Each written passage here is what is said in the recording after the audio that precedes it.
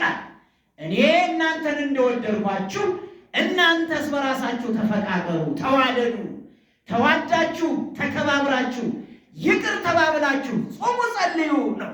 ጾም ይቅርታን ያስተምራል። ጾም ትሕትናን ያስተምራል። ጾም ፍቅርን ያስተምራል። አንድም ጾምን የጾመ ሰው እንደ መላእክት ሆኖ እግዚአብሔርን ያመሰግነዋል። ጾምን የጾመ ሰው እንደ ቅዱሳን ሐዋርያት ሆኖ እግዚአብሔርን ያመሰግነዋል። ጾምን የሚጾም ሰው ዓለምን ይክደዋል።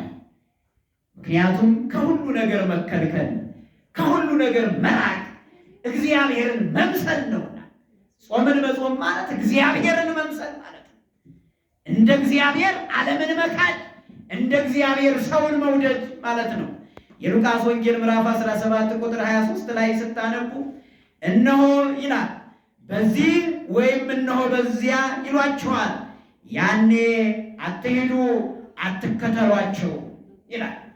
በዚህ ዘመን በዚህ አለ የሚሉን ተአምራት የሚያሳዩን ፈውስ አለ ብለው የሚናገሩን እዚህ ቤት ድነት የለም የሚሉን አሉ። አትመኗቸው ነው ያለው። አትመኗቸው። የምታምኑት ከላይ ከሰማይ እየመጣ በመሬት ላይ ዙሮ ያስተማረ ለሰዎች ልጆች ሲል ራሱን አሳልፎ የሰጠ እሱ አለና እሱን እመኑ። እነሱን አትከተሏቸው፣ እነሱን አትምሰሏቸው ነው ያለው። በአሕዛብ መንገድ አትሄዱ ማለት ይሄ ነው። ሰዎች መካከላችሁ መጥተው የሆነ ነገር ሲሏችሁ አትመኑ። የሚታመነው ራሱ እግዚአብሔር ብቻ ነው። ከሱ ውጭ ማንም ይታመናል? ክደነው የማይከዳን እሱ ነው። በድለነው የማይበድለን እሱ ነው። አስቀይመነው የማይቀየመን እሱ ነው። ከሱ ሸሽተን ርቀን ሄደን የማይሸሸን እሱ ነው። የራሳችን የሆነውን ነገር ለሱ ነፍገነው የማይነፍገን እሱ ነው። እንደ ክፋታችን ቢሆንማ ፀሐይንም አይሰጠንም ነበር፣ አይወጣልንም ነበር። እንደ በደላችን ቢሆንማ ጨለማንም አይሰጠንም ነበር እናርፍበት ዘንድ። ጨለማንና ፀሐይን እያፈራረቀ የሚሰጠን ፀሐይን ሰርተን እንኖርበት ዘንድ፣ እናመሰግንበት ዘንድ፣ ክብሩን ቸርነቱን እንገልጥበት ዘንድ ነው። ጨለማን እናልፍበት ዘንድ፣ የእግዚአብሔር ባህሪው አለመመርመሩን እናውቅበት ዘንድ እሱን ሰጥቶናል የተዋህዶ ልጆች። ለዚህ ነው ያን የሐዋርያትን ታዲያ ሂዱ ካለ በኋላ የምትበሉት የምትጠጡት ጫማ እንኳ አይኑራችሁ፣ ሂዱ ዝም ብላችሁ አላቸው። አያችሁ አይደለም አምላካችን መድኃኒታችን ኢየሱስ ክርስቶስን ይቅርና አባቶቻችን እመቤታችን ቅድስት ድንግል ማርያምን ተስፋ አድርጎ የወጣ አይራብም አይጠማም፣ እናቱን ተስፋ ያደረገ አይራብም ብለዋል። እመነገደ ርሑቀ ወሖረ ዕራቁ እያሐዝን ለሲሳዩ እስመ አንቴ ስርቁ። እያሐዝኖ ይሉታል ሊቃውንት። አንድ ሰው ከአንድ ሀገር ተነስቶ ወደ አንድ ሀገር ሲሄድ የሚበላው ምግብ ባይዝም፣ የሚለብሰው ልብስ ባይዝም፣ የሚጠጣው መጠጥ ባይዝም አንቺን ተስፋ አድርጓልና አይራብም አይጠማም ብለዋል። አይደለም የወለደችው ልጇ ክርስቶስ፣ እርሱን ለማያመሰግኑት ለአራዊት ምግብ የሰጠ ክርስቶስ፣ ግዑዝ ለሆነችው ለመሬት ዝናብን የሚሰጥ ክርስቶስ፣ በዕፅዋት ያለበሳት ክርስቶስ፣ በባህር ላይ ያጸናት መሬትን በባህር ላይ ያጸናት ክርስቶስ ለእኛም አንደታ ርኢኩ አዕዋፈ ሰማይ እያዕረሩ ወኢይዘርኡ፣ የሰማይ አዕዋፋትን ተመልከቱ፣ አያጭዱም፣ አይዘሩም፣ አይቆፍሩም፣ አያርሙም፣ አይፈትሉም፣ እሱ ግን ይመግባቸዋል ይላል። ክብር ምስጋና ለአምላካችን ይሁን። እነሱን የመገበ አምላክ እኛንማ እንዴት አይመግበን?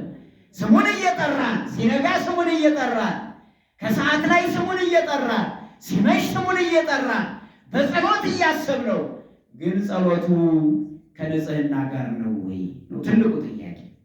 ግን ጸሎቱ ቂም የለበትም ወይ?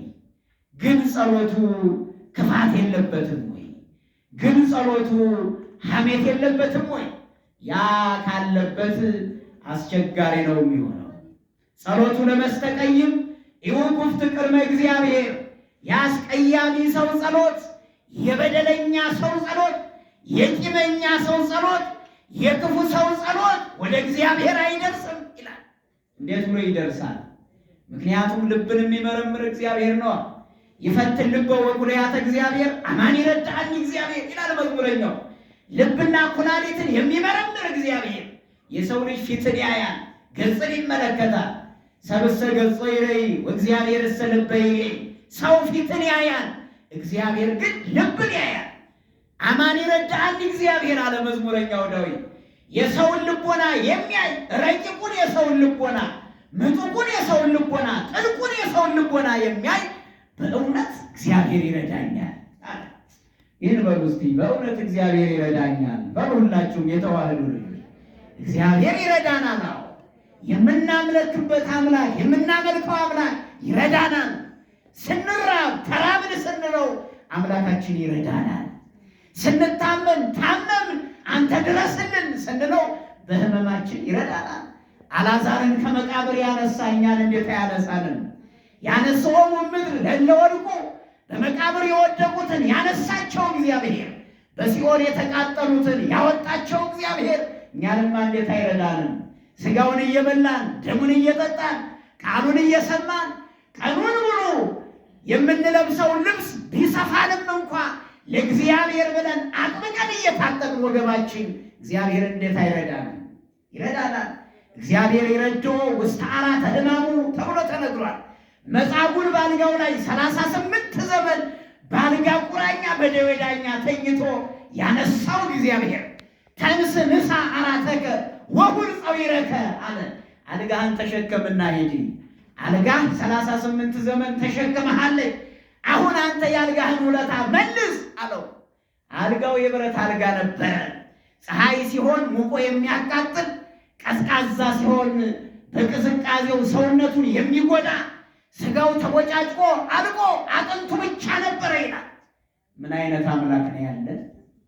ይህን አምላክ የሰጠን ይህን አምላክ እንድናመልክ ያደረገን አምላካችን መድኃኒታችን ኢየሱስ ክርስቶስ ስሙ ለዘላለም የተመሰገነ ይሁን። ከሰማየ ሰማያት ልጁን የላከልን፣ እናየው ዘንድ የላከልን፣ እንበላው ዘንድ የላከልን፣ እናመሰግነው ዘንድ የላከልን፣ እንበረከክልን ዘንድ የላከልን፣ እሱ አልቅሶ እንዳናለቅስ ያደረገን የአባቶቻችን አምላክ ስሙ ለዘላለም የተመሰገነ ይሁን። የአብርሃም አምላክ፣ የይስሐቅ አምላክ፣ የያዕቆብ አምላክ አልፋና ኦሜጋ የተባለው ዘጸአት 3 ምዕራፍ 14 ላይ ዘጸአት ምዕራፍ 3 ቁጥር 14 ላይ ስታነቡ ታገኙታላችሁ። ያለና የሚኖር ተብሎ ተነግሯል። አልቦ እምቅድሜሁ ወአልቦ እምድኅሬሁ ወአልቦ ዘከማሁ። ከእግዚአብሔር በፊት ማን አለ? ማንም የለም። ዓለምን የፈጠረ ዓለምን ያየ ዓለምን የመሰረተ ማንም የለም። ወአልቦ እምድኅሬሁ። ከእግዚአብሔር በኋላስ በርም የሚከታተለው ማን አለ? ወአልቦ ዘከማሁ።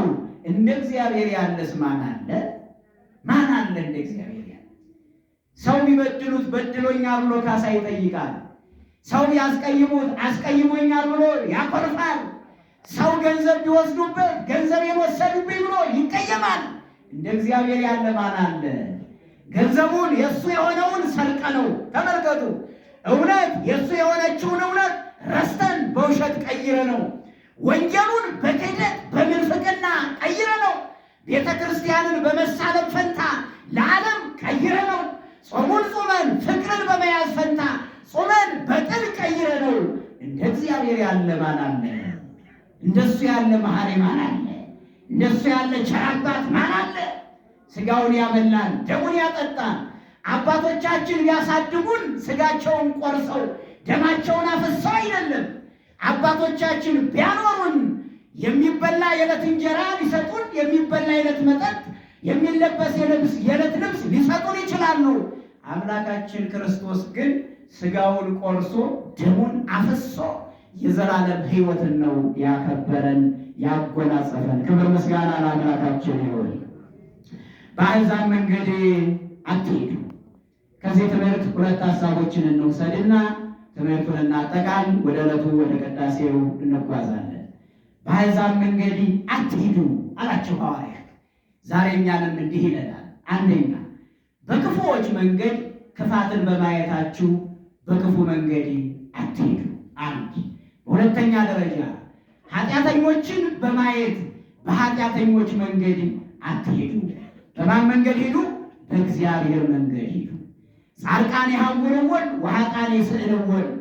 ጻድቃን በሚሄዱባት መንገድ ተጓዙ፣ ኃጥአን በሚደክሙባት መንገድ ግን አትጓዙ ማለት ነው። የኃጥአን መንገድ ሞት ነው፣ የጻድቃን መንገድ ግን ሕይወት ነው።